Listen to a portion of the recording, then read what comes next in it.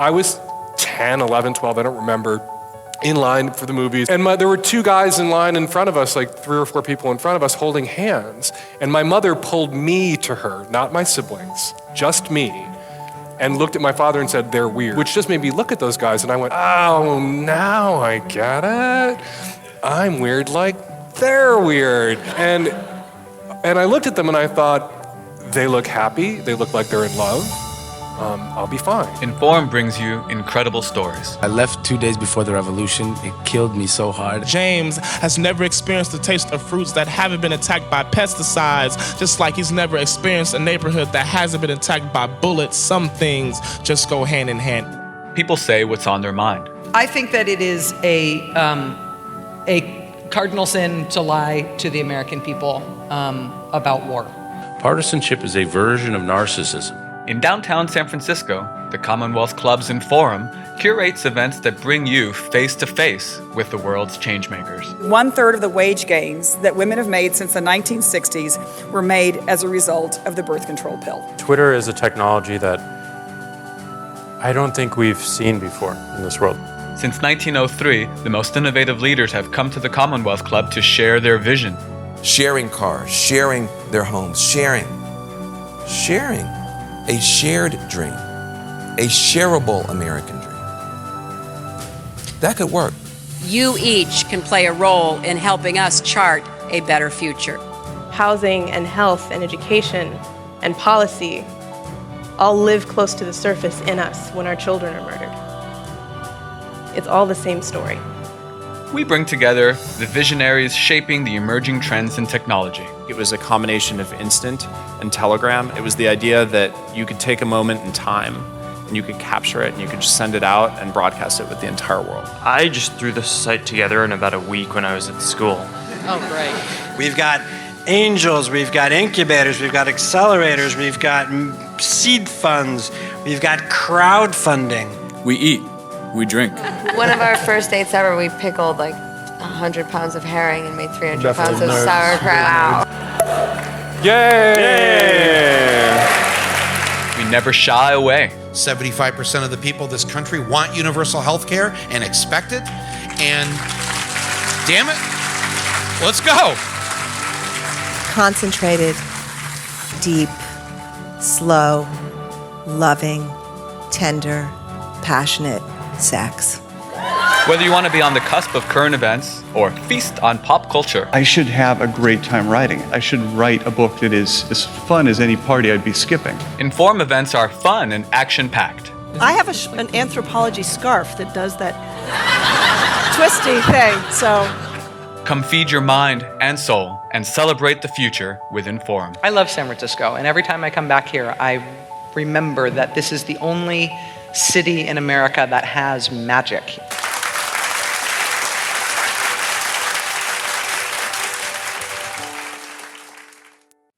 Hi everyone, I'm Crystal Contreras and I'm the director of Inform at the Commonwealth Club. Welcome to today's program with Stanford School of Business professors Naomi Bagdonas and Dr. Jennifer Aaker. We're here today to celebrate their new book, Humor Seriously: Why Humor is a Secret Weapon in Business and Life, and How Anyone Can Harness It, Even You. This conversation will be moderated by comedian and storyteller Daya Lakshmi Narayanan. If you'd like to ask any of our speakers a question during this program, you can do so in the chat or comment section of the live stream that you're watching. The Commonwealth Club has temporarily suspended in-person events, but we're dedicated to keeping you informed during this pandemic. We're going full speed ahead with the full slate of live online programming in 2021. We ask that you consider donating to the club to help us continue our work this year and beyond.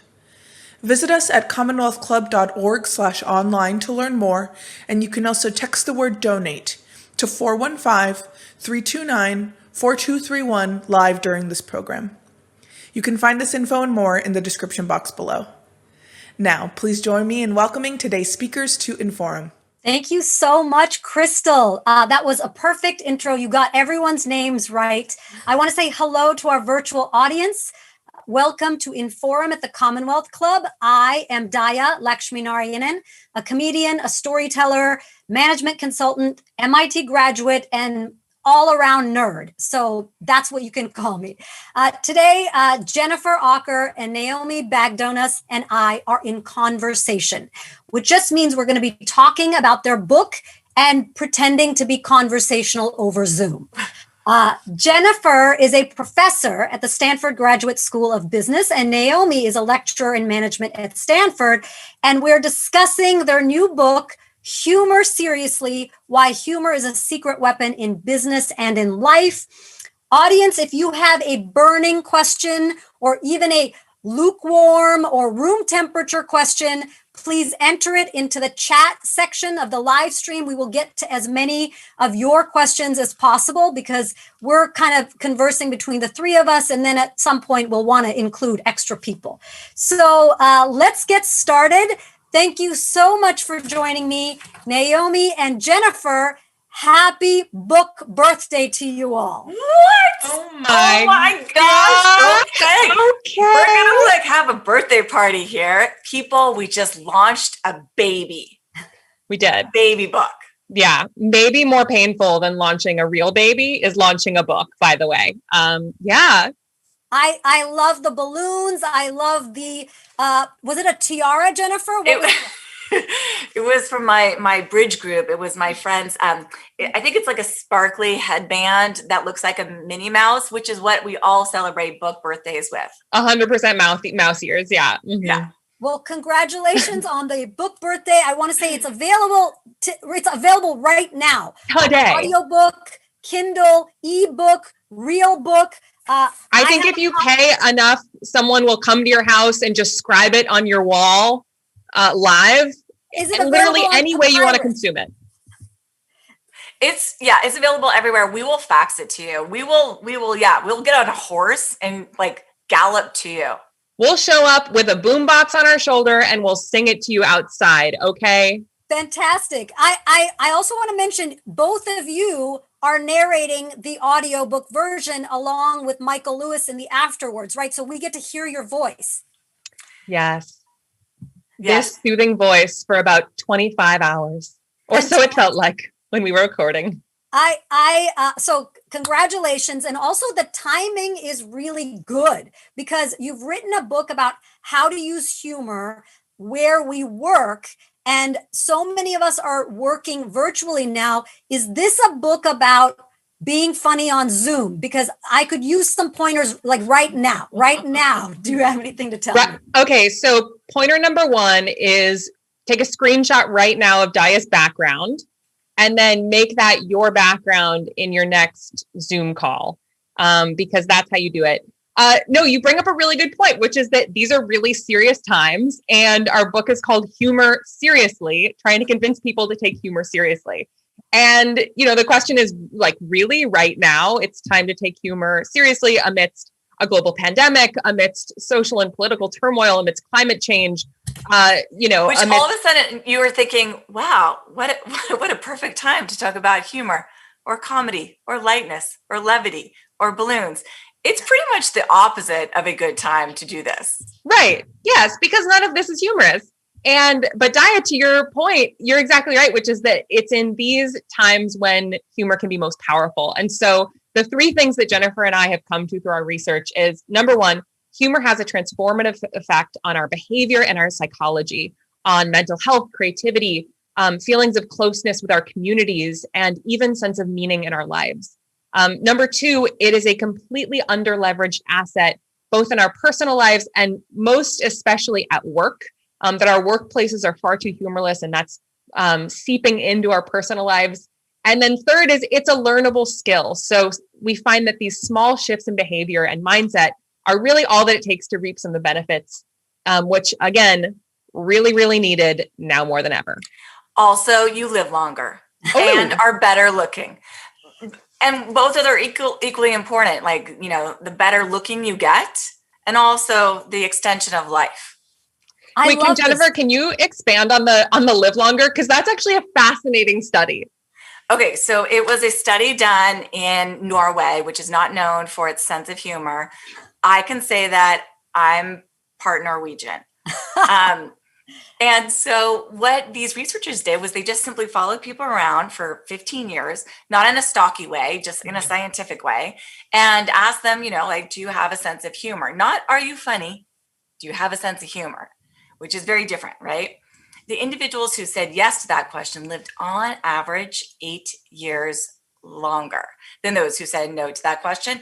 And yes, that's a correlational study, but there's other research that we can talk about later because research is fun and people like research. So we can talk about it later. I love research. You're talking to a nerd right now. I want to add to that. That's really interesting because sense of humor is different from are you funny? Like, are you funny?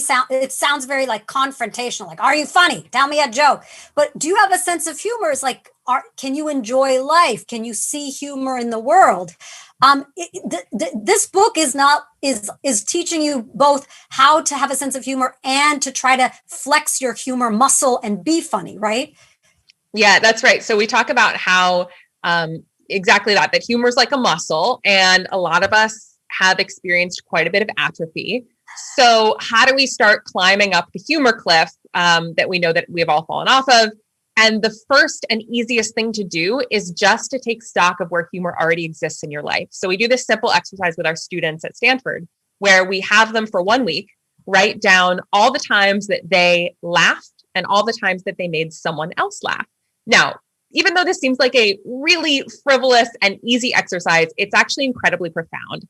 And the reason is rooted in what's called the priming effect in psychology, which essentially shows that we will find what we set out to look for. If we're looking for laughs, then by the end of the week, we're going to report having a lot more laughs. By the way, one of our favorite quotes from a student on week 1 of this exercise was a journal entry, and it was, "On Tuesday, I did not laugh, not once. Who knew a class about humor could be so depressing?" Right? So that's like how we start our class at Stanford. People are like, this is going to be a really rough, quarter. And then by the end of 7 days, but even more so by the end of 10 weeks, our students report having so much more joy in their lives, and they report having a lot more laughter with their friends. And it's not so much that we train them to be funnier, although we do have some techniques from comedians, which we would love to get some of your tips later as well. We absolutely give them that, but more so it's about navigating our lives in a fundamentally different way, which is on the precipice of a smile, right? What does it look like to just go through your day and look for reasons to be delighted rather than disappointed?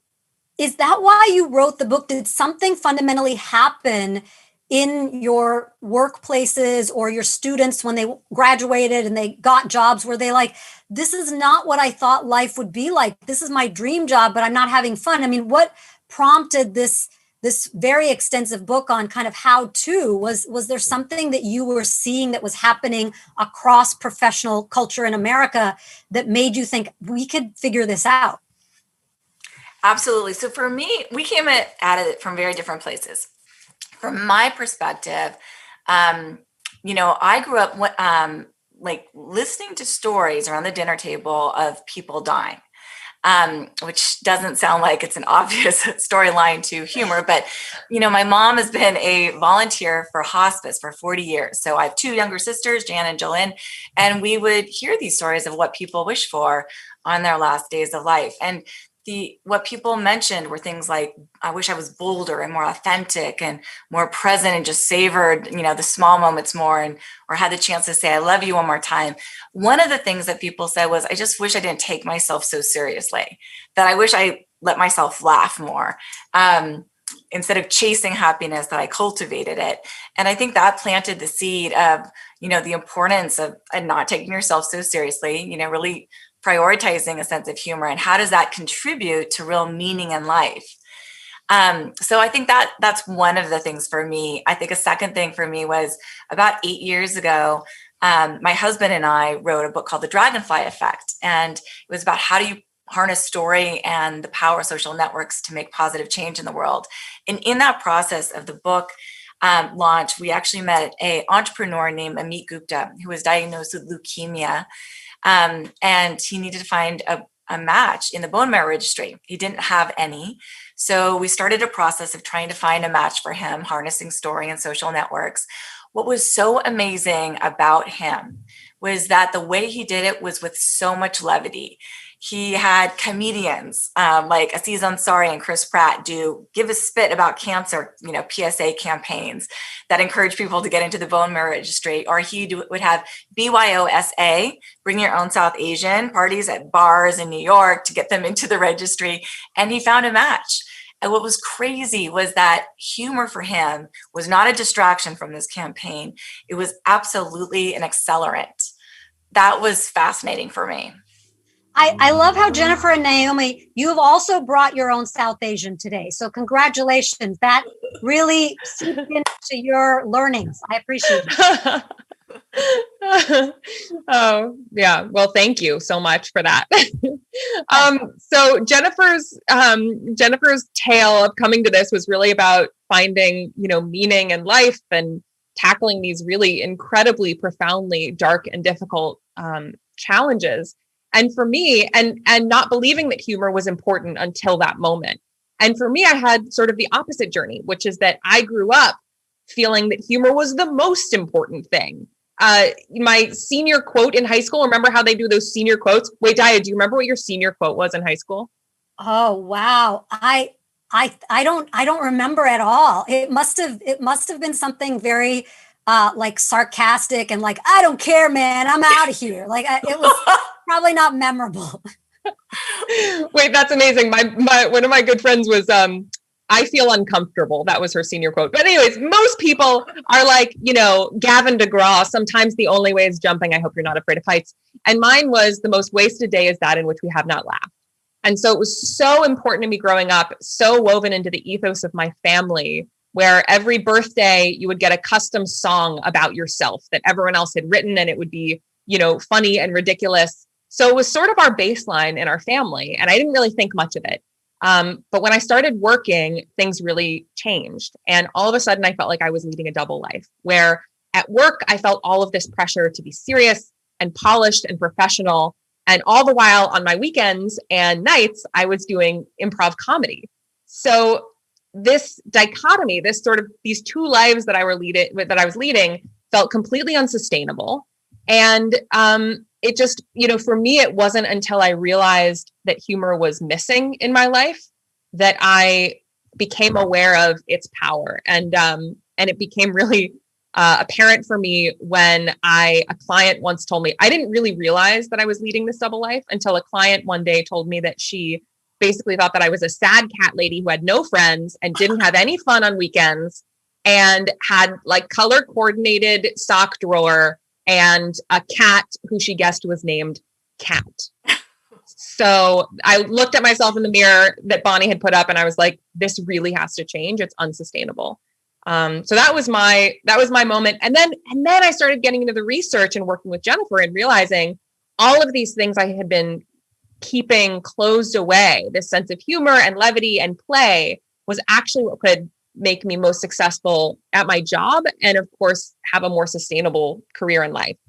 I found that kind of similar upbringing in my family. Sense of humor was so important. Unless you teased each other, unless you made fun of each other, it meant you don't love each other. So just today, my mom sent me a text message and she was like, she's 65 plus. So she's like, great news. And I go, what? And she goes, I'm pregnant. And she goes, just kidding. I'm in line to get the vaccine. And I go, which one are you getting? And she goes, I'm getting the Madonna vaccine. And in 28 days, they'll give me the second dose of Madonna, Material Girl. And I'm like, this is too much. Like this, what has happened to my mom? So like having a sense of humor was just culturally important in my family. My mom was really funny. My dad thinks he's funny because he's a physicist. So we humor him. He makes a lot of dad jokes. But I found the same dichotomy when I started working in consulting and finance.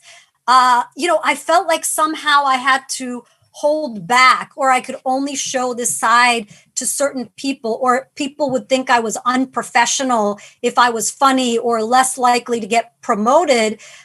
So I held back a lot. Did you find in your research that other people are like that they're like, oh my gosh, I don't want to be funny because people are going to think I'm a clown and they won't think I'm good at my job or serious? Absolutely. So one of the biggest sort of myths that people have is exactly that any expression of levity or humor or humanness actually belies the goal of being serious, effective, and competent. One of the most effective ways we found to, debunk that myth is just by explaining to our students, it's not about being funny. Lower the bar. That's not the goal. There's nothing worse than trying to be funny. But everyone has their own humor style. So we have 4. And so, Dia, we want to hear what your style is or how you kind of make sense of this research. So the 4 styles are: 1, stand-up. So this is your classic person who's supposed to be funny, right? They're extroverted and bold and irreverent, and they're not afraid to ruffle a few feathers to, they might cross a line. So think a little bit like Amy Schumer, maybe. The second is a sweetheart, and they tend to be earnest and honest. They would never say anything that would hurt people's feelings. So you might think of Jimmy Kimmel as an example, or Bowen Yang. Then you have the sniper. They might be a little bit like, I don't know if they're more like your mom, but they are, well, maybe more you. Anyway, they're dry and they're like snarky potentially, and they're sarcastic, and they're masters of the unexpected dig. So like Michelle Wolf might be an example. And the last is magnet, and they're charismatic and extroverted. They always kind of bring people up, sort of life of the party. Jimmy Fallon would be an example. And now each of these humor styles have benefits, but they also have risks. So what are you? So this is page 238 in the book, and it's a quiz. And as a nerd, I love doing homework. So I'm so excited to share. So I did this twice. I did this first as a professional funny person, and my scores for that were magnet 11, sniper 10, stand-up 12, and sweetheart 8. But then I did it again as just kind of a regular not on stage person, and I was more sweetheart than the other things. And I think that's because, I'm a different way when I'm on stage sometimes than I'm with my friends. And sometimes my friends are surprised. They're like, that's your sense of humor? Should we really come to your show? I go, no, I like puns. I like dad jokes. So sometimes we can code switch, and we have different styles depending on whether it's the workplace or with our elders or with our best friends. So can you mix it up like that, or am I just an outlier? Not only can you absolutely should. Okay. So this ability to code switch, this is part of why understanding your humor style is so powerful. And by the way, I love that you did the pen and paper version. You can also go to humorseriously.com, and there's a quiz that doesn't require any math. It just requires you to answer some questions. There's this thing called the internet, and then what you do is you pull it up. Yeah. And then there's all this digital world. Yeah, you just do it at .com, and then I think that's it. Okay, so wow, Al Gore has really given us so much. I need to go to this URL, as they call it. Yeah, go to the URLs. Everything's on the URLs, so just check it out there. So yeah, you're completely right. So what we find is that it's important to flex your style, not just based on the situation, but also based on your status. And so, for example, we know that snipers and stand-ups tend to use humor that's a little bit more biting. They actually feel intimate through teasing. So they use this sort of tear you down style of humor to show care and affection. On the other side, magnets and sweethearts might actually take offense to that style of humor, because for them, what's really important to you is to use humor that's uplifting, that's connecting, that's sort of warm. And so if you are, so depending on your situation, you might want to flex your style. Now, what's really important here is as you gain status, either in an organization or in your context, it's powerful to lean on self-deprecation. And so part of that is, as you know well, there's this concept, never punch down. So never make fun of someone of lower status than you. Well, as you gain power and status in an organization, the playing field narrows. And so that's when one of the most powerful places to lean on for humor is actually yourself. So I'll give a personal example of this. When I was early in my career, I was in my mid to late 20s, and I was doing these workshops for groups of executives. So I'd be in a room at the front of the room with like my hair up in a 1950s updo, like really trying to channel my most mature version of myself, which somehow was like a 1950s up to. Anyways, so I'm standing at the front of the room. Everyone else in the room is probably 15 to 20 years my senior and predominantly men. And in that context, what I found was sniper humor and stand-up humor was my most powerful form of humor. So I remember one workshop where someone interrupted me and said something, snobby, like, hey, can you cut to the point in the workshop where you just get me to, or get my people to do what I want? And it was sort of this really uncomfortable moment. And I shot back and said, that's a great question, Craig. You're thinking about my session on mind control. Actually, come back next week and that's a good session too.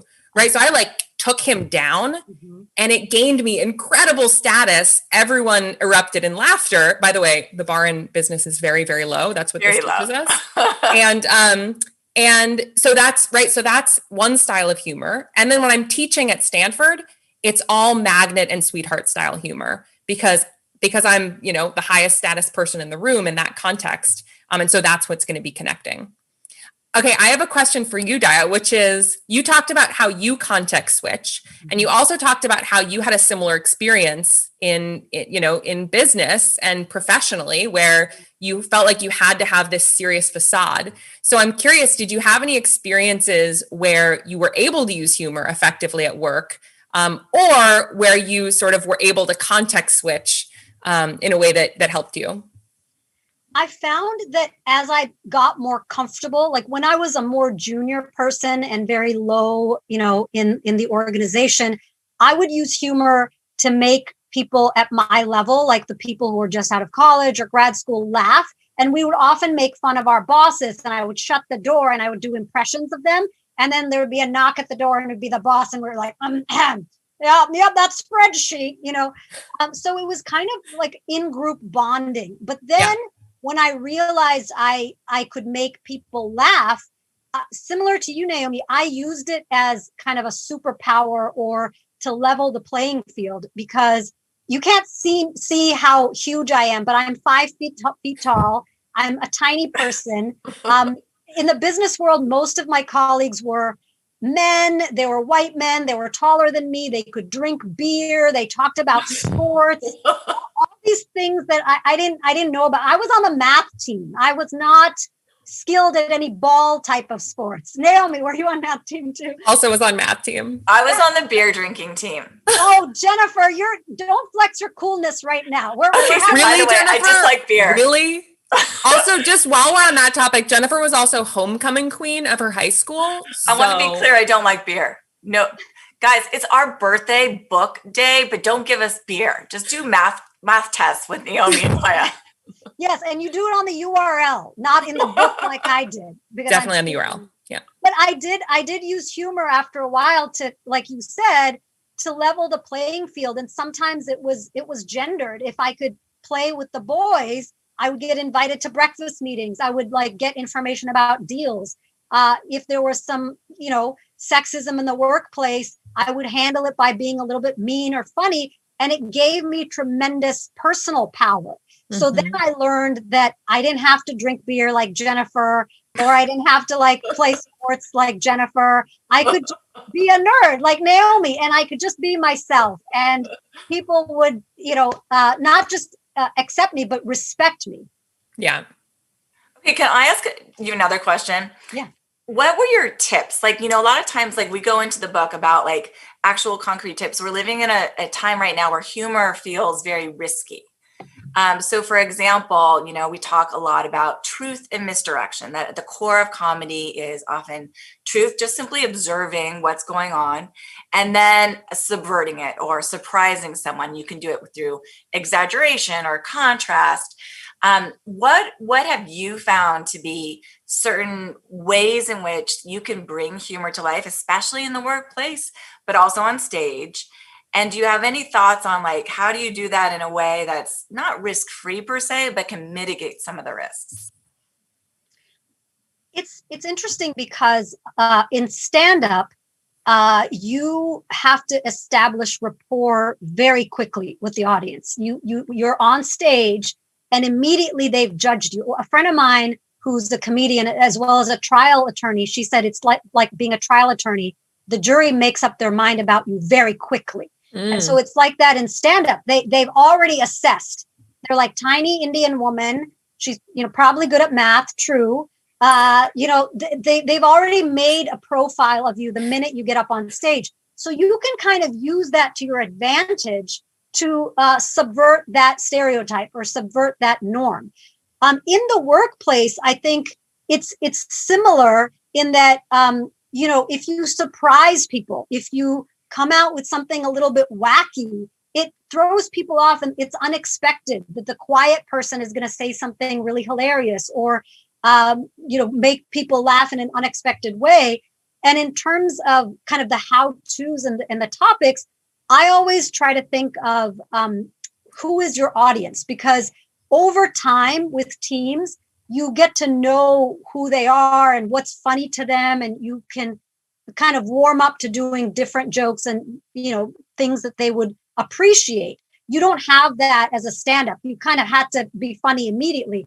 But the great thing about the workplace is you're continuously getting more data about your team and what they find funny and what they like. So one is just observing people, watch what they laugh at, watch what makes them smile, do more of that. And if you do something that they don't like, maybe do less of that. So as a stand-up, it's hard because if I, perform and a joke bombs, I have to recover from that. I think workplaces are a little bit more accepting. Everyone is just kind of trying to be the best they can be at work. I love that idea that, the first 30 seconds and even less matter so much. And I think that's true whether you're a comedian walking on stage, whether you are a CEO taking the stage, whether you're meeting with a new client or even a new friend, or, that those first 30 seconds, we make judgments about people so remarkably quickly. And that's part of why, so one of the tips that we always give our students and the executives we work with is the power of a callback. So Daya, do you want to tell everyone what a callback is? Yeah, a callback is if you kind of have a joke up front and then you refer to it later on in the conversation. I mean, you can't wait too long. Don't wait like 2 years. And then 2 years from now, I'll be like, sequin Minnie Mouse, and no one will laugh. But if you can refer to something that happened previously in conversation, and just that idea of repeating it or bringing it back, people laugh at. It's like an inside joke in the same conversation. And it makes people feel like they're valued. When I threw out the beer joke, which was not a high quality joke, and then you were able to bring it back, it makes me feel valued. So Daya, thank you for making me feel valued. But more seriously, in our work environments right now, where inclusivity is really important. How do you actually, create inclusive environments? Something as simple as a callback does that. Also, it is, reasonably risk-free, because if it created that laugh at time one, it's going to recreate it at time two. Yeah. The great news about what's happening now is that we have so much in common, more so than, we're all talking about masks. We're all talking about virtual meetings. So many parents are talking about homeschooling. Remember, people were posting pictures about the breads that they had made, the sourdough starters. And there's this level of commonality in our society now where everyone is kind of on the same page. And so it's not so hard to make jokes that make people laugh. Because before, someone would be like, I just went to vacation in Tahiti. And someone's like, oh, great. I'm still paying off my student loans, jerk. Thank you. But now it's like we're all masking. We're all like thinking about the vaccine. So the subject matter is so huge, what we can talk about and laugh about, and people will get these jokes. So I think there's such a huge opportunity right now. Yeah, it's so true. And another thing that we teach our students in the course is there's this perception that humor is about inventing something from thin air, but it's just about being highly observant.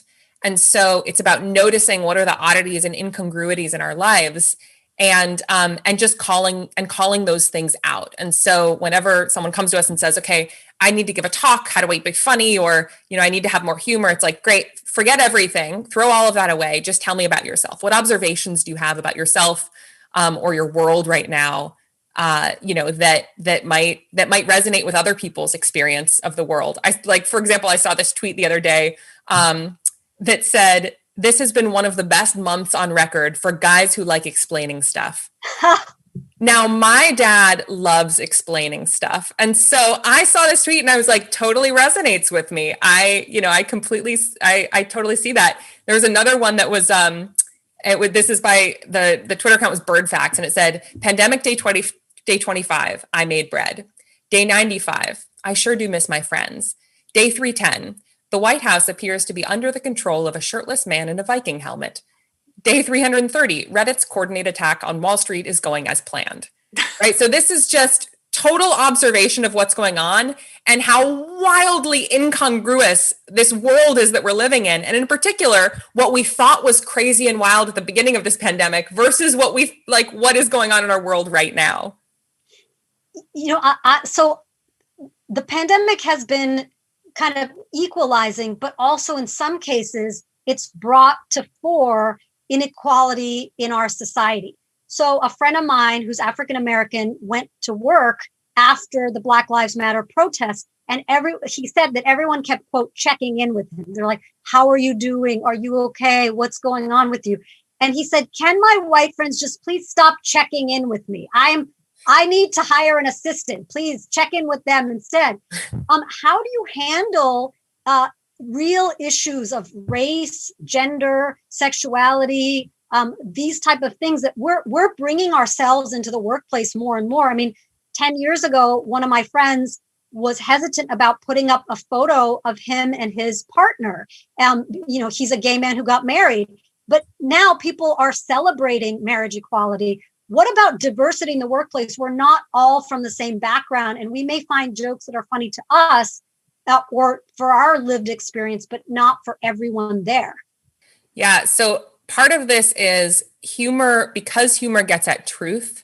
It also often addresses some of the most real and challenging issues of our world. And there are people who can do this very well. There's Trevor Noah, and there's John Oliver, and there's Samantha Bee, and there's you, and there's other comedians who can tackle these issues with the nuance that they deserve, because within comedy is such there is such a world of nuance that we place onto any comedy that we hear, because I bring my personal experience with all of my background, with all of my history, with all of my lived experience into how I interpret humor. And so for that reason, you're exactly right. It's really, really hard to know right now what to joke about. And so one thing we do in our book and in our course is give a couple different frameworks to think about this. So one is truth, pain, and distance. So Ann Libera, who's the director of comedy studies at the Second City, shares that all humor has some combination of truth, pain, and distance. And understanding what these elements are and breaking them down can help you understand, is that going to actually work right now, or should I reel it back? So truth, we talked about how the heart of comedy is truth. At the same time, a painful truth without enough distance can come across as insensitive, as hurtful, as offensive. So next is pain. Obviously, pain can be physical, emotional. It can range from mildly embarrassing to severe tragedy and trauma. So that's another element of humor, that we often find humor from these things that are uncomfortable. And then the third is distance. Now, distance can be temporal, it can be geographic. So temporal being, oh, it's too soon to laugh about that. Geographic, so is this something that is happening to someone I know very well, a neighbor, versus someone halfway across the world? Or it can be psychological. So how relevant is this to my personal experience of the world? And so whenever we break down humor with our students, we ask them, first, truth. What if you removed the humor? Would you be comfortable putting that truth into the world? And sometimes it's like, actually, no, I shouldn't be saying it in that context. Next, pain. How great is the pain and for whom? And finally, distance. Is the distance great enough? Or are you the primary person who should be making this joke, right? If this is a first person lived experience, then you have more leeway to use humor about something, versus if you're making humor about another group who's experienced something that you haven't. So all of that is math-loving, a nerdy way of saying it. Yes, all those math-loving, shorter, South Asians that want to do a math joke, you've got the whole domain, you've got it covered. Us, not entirely clear. The other thing that we do is this thing called spectrum activity, which is actually super interesting. What you do is you have students go on one side of the classroom versus the other, defined by appropriate or inappropriate. Then you show them, comedy sketches, you show them tweets, you show them memes, and everyone physically moves to the side of the classroom where they deem, how appropriate that particular meme, tweet, etc. is. Then everyone has to have an open mind. You call on someone who's on the extreme side of inappropriate, and you ask them to explain why. And then everyone listens, and then they move. So you can start to see some people moving all the way to inappropriate because now they understand other people's perspectives. What's powerful about that is you start to understand what you think is appropriate might not be for others. You start to celebrate open-minded shifts in perspective. And then third, you start to better understand, the heterogeneity in people's perspective. So it's a pretty powerful activity, and it helps people better understand how to navigate the world we're living in right now. I have bombed on stage many times. And it's never a great feeling. You're kind of, slink back to the green room and you look over your notes and you're like, but it was funny last week, or maybe this audience was too warm or didn't have enough to drink. And it's a horrible feeling. And at the same time, it allows you to try harder the next time, or rewrite the joke, or figure it out, or to say, I've tried that joke 5 times and it continues to bomb. I'm going to put it away and then I'll revisit it, at a different time. But there's not that sort of leeway in the workplace, or is there? I mean, if you bomb and you put yourself out there, this is very vulnerable to use humor. It's not just kind of, a skill that you make other people feel like you are really saying, I'm going to try to make you laugh, or I'm giving an offer. And what if you get struck down, or someone's like, that was offensive, or that's rude, or you're not funny? How do you recover from a bomb in the workplace? So first, I have a question for you, and then I will answer that question, which is, have you found any patterns in what bombs, in what you either personally have tried or what less seasoned comedians try that fails? Well, I've been to so many open mics, and the open mic genre of thinking something is a funny story and using 3 minutes to just talk about that usually bombs, because you haven't written any jokes. You're just like, my life is interesting and I'm a young man and I'm talking about my anatomy. Like that basically does not work. And at no open mic I've ever seen has that worked. You have to write, you have to be a comedian, you have to do your job. But for me personally, it's so hard to find the variable. Sometimes a joke has bombed where it's just not the right audience. Sometimes a joke has bombed because I didn't set it up, well enough to kind of tell people it's okay to laugh at this thing. Sometimes it's because I was earlier in my career and I didn't just go up on stage and just be like, you're going to laugh at this and you're going to like it. Okay. So sometimes it's confidence, but I have found a way to make difficult topics funny. I do a joke about police brutality in my act. I do a joke about supporting my friends who are trans, who are going through really difficult circumstances and being discriminated against. I do a joke about gender income inequality in the workplace. And I have found a way to make those jokes work, even if the audience is not a bunch of woke people who are coming to see me. So sometimes for me, it's just practice. And then sometimes it's just bad joke writing. Like that joke that I thought was funny, it's just not, it's ha chuckle, but it's not funny for stage. I love it. Okay, go ahead, Jennifer. I interrupt. Naomi, I'm dying to hear the police brutality joke. Is there any way that we could just hear that one and how you came up with it? Sure. So I grew up in Birmingham, Alabama. And, in my set, I'll talk about how growing up in Alabama, if you're not white, you're black. And so, people think that's funny because obviously in California, they know about South Asians. But truly, we experienced a lot of prejudice and racism as a brown family in Alabama. And not only that, a few years ago, there was an Indian man who was about 55 years old named Suresh Bhai. And he came from India to visit his son in Huntsville, Alabama, because the son had a baby, and the baby was a special needs baby. So this grandpa comes all the way from India to Alabama. He's walking around the neighborhood. The people in the neighborhood call the cops on him, and they call the cops by saying suspicious black man in the neighborhood. So, my first joke is, these people are so dumb. They don't know the difference. And I'm like, if you're going to stereotype us, be like, okay, this one's Indian. Here's a list of stereotypes. And then I go on to talk about how the police brutalized him. They slammed him against the car. He was paralyzed. The Indian consulate had to get involved. The jury acquitted that police officer. So, it's a long setup, but I'm telling you exactly the story. And so I tell my parents, I'm like, aren't you glad we don't live in Alabama anymore? Can you believe what happened to this 55-year-old grandpa who came to visit his son? And my parents are like, oh my God, yes, we are so happy we don't live in Alabama anymore. Also, 55 years old, already a grandfather. When are you going to make us grandparents? So it's really a joke about, Indian parental pressure to get married all the time. Also, it's a serious joke that people of color are in this together. It doesn't matter if you're a lighter skinned, dark person. Racism is racism. And, we have to help each other through this process. So that joke works for Indian audiences, but it also works for mixed race audiences when this is top of mind for people, when we're thinking about how horrible this is and what we need to do about it. That was fantastic. Sorry, Naomi, I won't interrupt again. No, I loved that.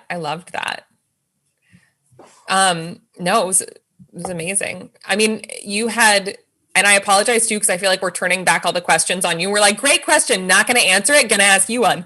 That's fine. But the thing you had asked was what to do when your joke fails. And there are two in business. By the way, we outline all of the most common reasons that humor fails in business. Either you're not context switching, you punch down, you didn't mind your medium. So it's fascinating to hear in the world of stand-up comedy, what are those reasons?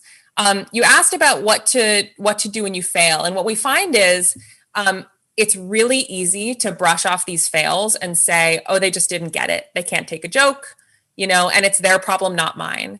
And what we teach our students is if you fail and you just don't get a laugh and it's lame, that's fine. Keep going. Actually, it'll increase people's perceptions of your confidence and competence. You're all good. But if you failed and you could have offended, then that is when we need to be leaning in. It's our responsibility to understand what went wrong. What did I miss? What's the context that I wasn't privy to? Per Jennifer's point about this spectrum exercise we do, right? What is the opinion on the opposite side of that spectrum that says that joke is absolutely not appropriate to say? And so we tell our students, you apologize genuinely and you get really curious about what you missed and what you did wrong, so that just like stand-up comedians are working on their material and getting smarter, so are our students and people in business and in life, non-comedians, honing this craft and making sure that we can use humor to uplift people and bring people together rather than divide and tear down. And the other two things we do is we also encourage them to get a trusted set of friends, either at work or whatever environment you're going to start, testing out your magnet or your sniper. Sarah Cooper talks a lot about this. Sarah Cooper's a comedian who's in our class as well and mentors the students. Get that trusted set of advisors and friends so you could start to riff and develop the humor like you were describing. And the other one is just, again, as Naomi said earlier on, the bar is so low. One of our favorite studies is where there was basically an individual that was doing a negotiation with someone around a piece of art. And the answer and either said, here's my final offer, or they said, here's my final offer and I'll throw in a pet frog. And the pet frog joke is legit, not good. Lame. But the individuals who are negotiating with that person with the pet frog line paid 18% more. And so, and they reported actually enjoying the negotiation a lot more. So you could start to understand the ROI on this is significant. And so overcoming all of these risks and understanding how to read the room or not punch down or mind your medium or, context switch becomes much more valuable because you start to understand, not only how much more money you're going to get in your life, 18%. Also, yes, 18%, not how long you're going to live longer, which is 8 years, but also how much better looking you will be. Boom. 12%. That's right. Amazing. We have just 2 minutes until we open it up for audience questions. But is there anything else about the book? I think better looking, living longer, and making more money are great. Who else is this book for? I mean, what else, who should we give it to? I mean, is it rude to be like, you need this? Like, what should we do with the book? How should we get it? How should we give it? Anyone who has relationships. So the one thing we didn't touch on is that it makes us more satisfied in our relationships and also quickens the path to friendship. Yeah. So if you don't have relationships, you also need this book. Yeah, exactly. Yeah, that's it. And so we have the book is out today, which is a really, summarizes all of this in much better detail than we can. And then we also created this 21-day boot camp, which is every day for 21 days, you get these text messages and that tell you little tips on what to do that day. They share behavioral science. And the idea is, like we said at the beginning, this is a muscle that you can flex. And so if you make these small behavioral shifts, it can actually have a really big impact. So all you have to do is go to the URLs and type in humorseriously.com. Go to all of the URLs, people. The World Wide Webs. All right. So we've got a couple of audience questions already brewing. So Nick asks, what's your advice for including humor when you're giving a big presentation to management for the first time? So there's a power dynamic and a status dynamic, but also maybe nervousness and, PowerPoint slides. So what do you do in that case? Make a callback. So sit in the room, listen to what they're talking about, and then something that group has already laughed about, whatever that specific group has laughed about before you start speaking, have the first words out of your mouth be a callback to that specific thing. Because it's going to show mental agility. When people laugh, you now are part of an in-group. You have a sort of an inside joke with them. And it's the easiest way to get a laugh, easiest low stress way to get a laugh. Great. Jennifer, did you want to add to that or? No, I thought that was fantastic. No, yeah. And then Jeremy asks, is there research to support that you can learn to be funny, or is having a sense of humor innate? It's such a good question. So there, first, we actually don't know of any research that shows that humor can be improved, but there is a lot of research suggesting that, with a growth mindset, pretty much every skill that you thought was innate, including intelligence, including athleticism, actually can be improved. Muscles are muscles, Jeremy. And so I think that the key part here that we're trying to unearth is what are those concrete, steps that you can take to sort of basically, train that muscle, build that muscle, strengthen that muscle, do something with your muscle and, basically improve it. So if you take the growth mindset work along with these ideas of what's holding us back, which are, misperceptions or myths, debunk those, start to understand your humor style, create a trusted environment where you can start experimenting with these ideas around truth and, misdirection, exaggeration, contrast, emotion. Daya, you do this a lot. You dial up the emotion, which creates like a good rant environment. And then, de-risk your risk through these tools that Naomi just said. That's where you start to see the improvement. As someone who is voted the least funny person in their family unanimously by everyone in the family, including the dog votes too. I can say this is something that you can improve on if you just give it 6 years and write a book on it.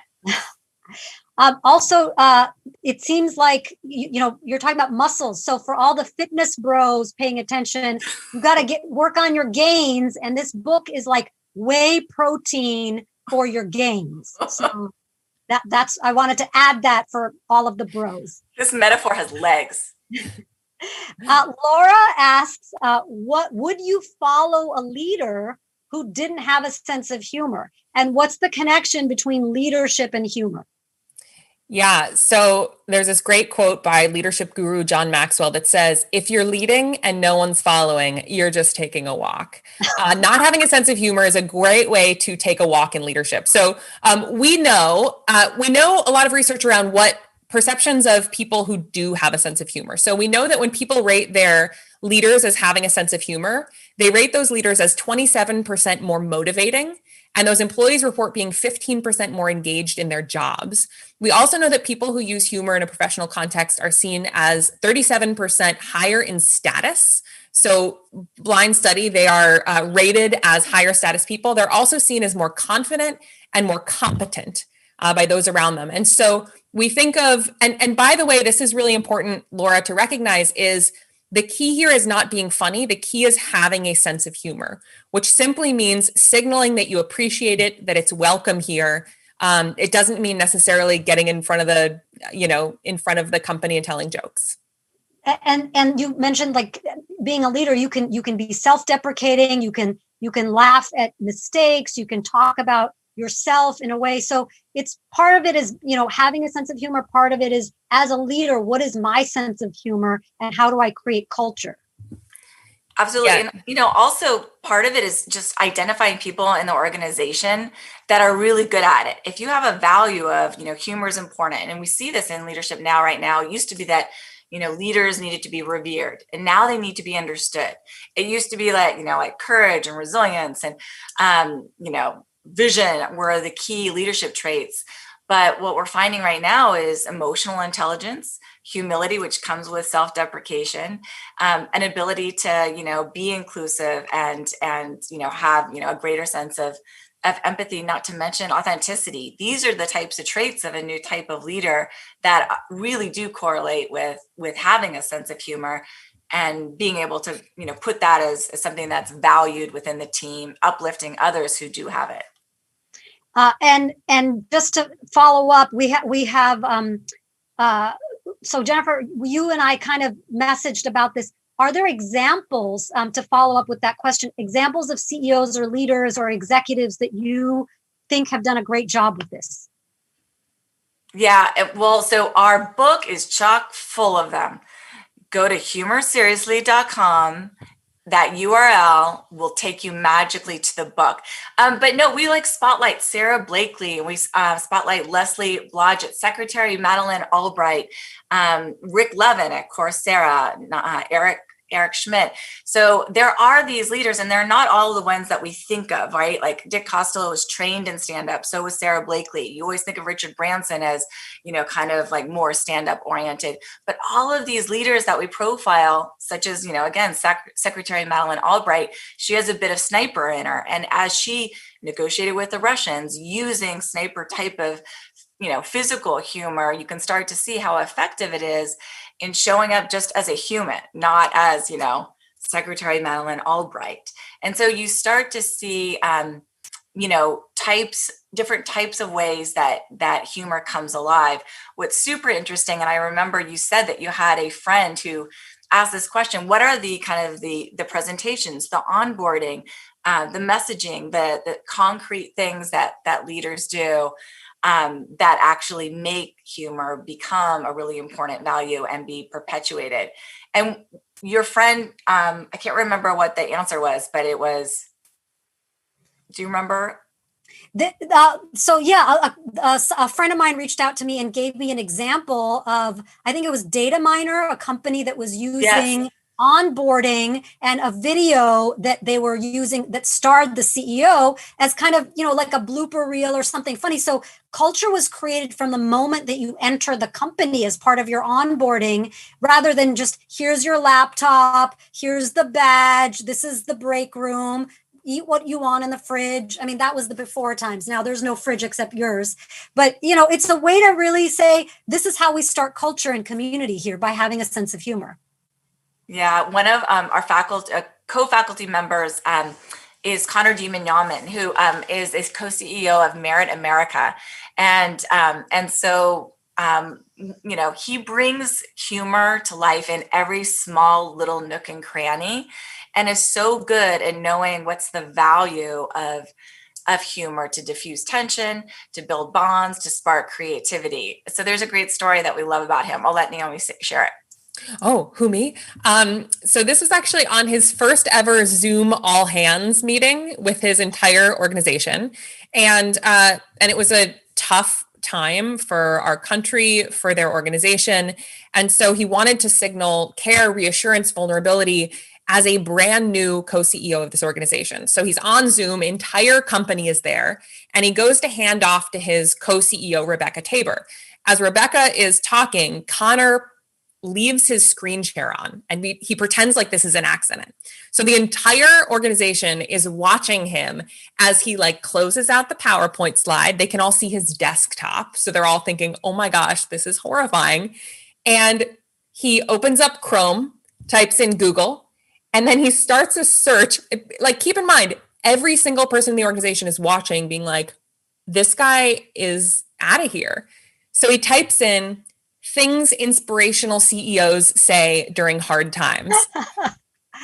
And then he interrupts Rebecca and goes, Rebecca, I just have a couple more things to say. She passes it back and he starts reading them word for word. I just want to assure you that I am here for you, the good times and the bad, right? So reading them word for word. And it was this beautiful moment, everyone cracked up, of humor, but also of signaling of vulnerability, of humility, that I'm not taking myself too seriously. I really want to show up for you, and I don't quite know how.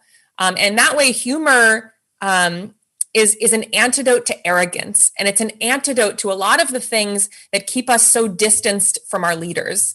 I mean, it was a beautiful moment. So everyone just keep your screen share on, Google something weird. Okay, yeah, in a good way, not in the Jeff Toobin kind of way. That's not what we're suggesting. You have to plan this in advance, like that. Yes. Yeah, let's do that. Let's do that method. Marilyn has a question, and it's, I used to work in the entertainment industry where my humor was okay. And now I work in a much more serious world of nonprofits, and I've had a hard time adjusting.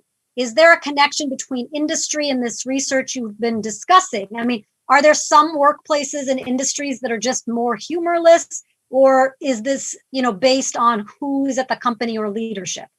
Yeah, it's so based on the tone that's set by leadership. It's based on what is the culture, what's the environment. It's based on what is your small core team and how to, what is the dynamic there. The interesting thing, though, Marilyn, believe it was who asked this question, is the darker and the harder the places that we go, the more humor that we tend to find when we really go deep. So we share stories in the book of people in the Marines. We share stories of people who are, oh my gosh, there's a story of a group called the Elders, which is a group of global leaders who had convened basically to solve the world's most intractable problems. And this is, Nelson Mandela, it's President Jimmy Carter, it's Archbishop Desmond Tutu. And all of these people had convened with Richard Branson and Peter Gabriel to have the first meeting of the elders. And Jean Olwang, who was running the meetings, showed up with Richard and had this really thick PowerPoint, like PowerPoints for 3 days worth of, decks and stats. And Richard walks in and he goes, great, I'm going to need you to cut that in half. And Jean goes, I'm sorry, you need me to cut it in half? Like we have really important things to accomplish here today. And this is really serious. And he goes, the only way that we are going to accomplish what we need to accomplish is if we're one half work and one half play. And so for the 3 days there, half of the time was structured and half of the time was playtime. And what they found, and Jean describes this beautiful moment where Archbishop Desmond Tutu and President Jimmy Carter are sitting on a beach together with their toes dug into the sand, having a conversation and laughing. And that conversation was the start of the founding principles for the elders that Nelson Mandela would later then present to the world. And so what I would say, Marilyn, is it's especially when we're tackling some of these hardest, some of the hardest, darkest, most serious work that we need to have room for levity and play and connection, which of course we know that humor brings. And you have a great example in the book about the aviation industry. So, for example, before the innovations of Southwest Airlines, we thought of, the same announcement on, all the airlines, put your seatbelt on, oxygen mask, blah, blah, blah. And then Southwest really changed that with humor and having their sense of humor, not just for the employees, but it sounds like it was all the way, to the very top. And there's also another example about even, I'm not going to tell the audience listening what it is, but you have to read the book. There's a great example with Heidi Roizen in it. And it's an example of how a tough situation you can easily disarm, and it just takes a very small amount. So we have the power to change these organizations little by little.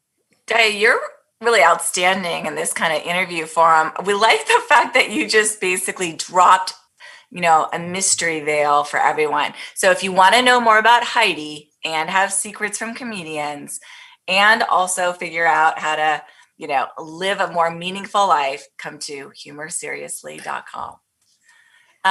Naomi, that was such a great final story. It made me want to conclude this. I know we have our second 60-second idea. Say that 5 times fast. Anyway, we really believe this in our book, which is the power of gravity and levity give power to both. So in these times that are so hard, there is so much tragedy. There is so much uncertainty. Sometimes it does feel, to Marilyn's point, that the ability to bring some levity into a context doesn't feel possible, doesn't feel respectful, doesn't feel right. But our ability to actually move society forward, our team forward, our organizations forward, and our families forward is absolutely dependent on the opportunity and ability to find some levity in these hard times. So anyway, thank you so much for doing such an outstanding job. This was the best book birthday party ever. Yay, happy book birthday. And Naomi, did you have something to say? Because the in-forum tradition is to ask, please share your 60-second idea to change the world. Do you have anything to add, or do you have 60 seconds worth of wisdom you want to just drop casually into this conversation? Yes, mine is going to be less than 60 seconds. And that is, what does it look like to navigate your life on the precipice of a smile? Just ask yourself that. Go around your day and navigate your life on the precipice of a smile for a week, and it will change your life. If everyone in the world does that, it will change our world. Thank you so much, Naomi and Jennifer, for those awesome 60-second nuggets. Thank you to the Commonwealth Club and Inforum. And as we wrap it up, if you'd like to watch more virtual programs or support the Commonwealth Club's virtual programming, please visit commonwealthclub.org/online. Also, to plug again, the book is Humor Seriously, sold everywhere, and maybe even places where we don't even know. It could just appear in front of your door. Also, please review it on Amazon, because this week is essential. So if you bought the book, if you've read it, send some love to these wonderful people. I'm Daya Lakshminarayanan. You can find me at dayacomedy.com or on Twitter at DayaLive. Everyone stay safe, mask up, and don't forget to laugh whenever possible, 6 to 10 feet away from individuals. Thank you so much.